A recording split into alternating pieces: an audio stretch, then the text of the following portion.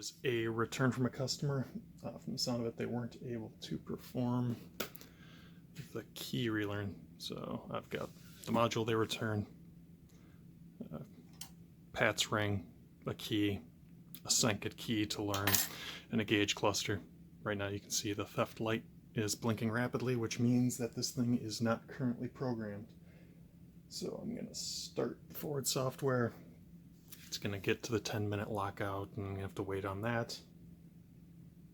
And I'm probably just going to pause the video and come back after the 10 minutes is up and do the erase and relearn and see if I can actually learn keys to my gauge cluster to see whether or not the PCM I sent them is bad, or if they might have a problem with their gauge cluster or the tool they're trying to use to do the key relearn.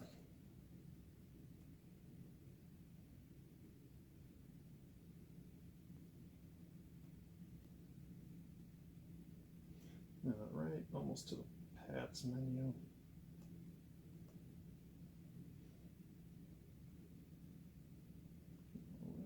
It's going to take 10 minutes. Start, yes. And we'll be back after the 10 minutes is up. And we're back. The 10 minutes is up. Security access granted. Parameter reset, yes.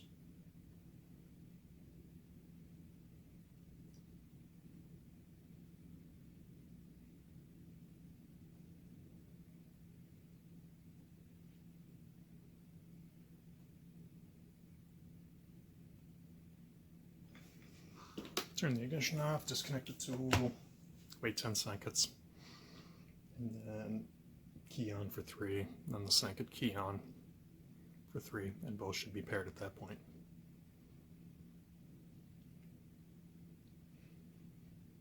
And it's probably been about 10 seconds, so key on. 1, 2, 3. Key off. Put in key 2. Key on. Theft light went out. Let's put back in key 1.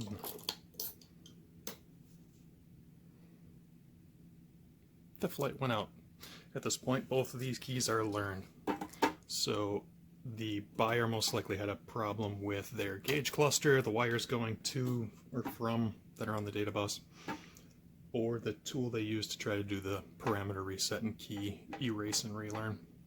Because at this point, with my setup, the keys are currently paired with this gauge cluster. Vehicle will start. That's all for today.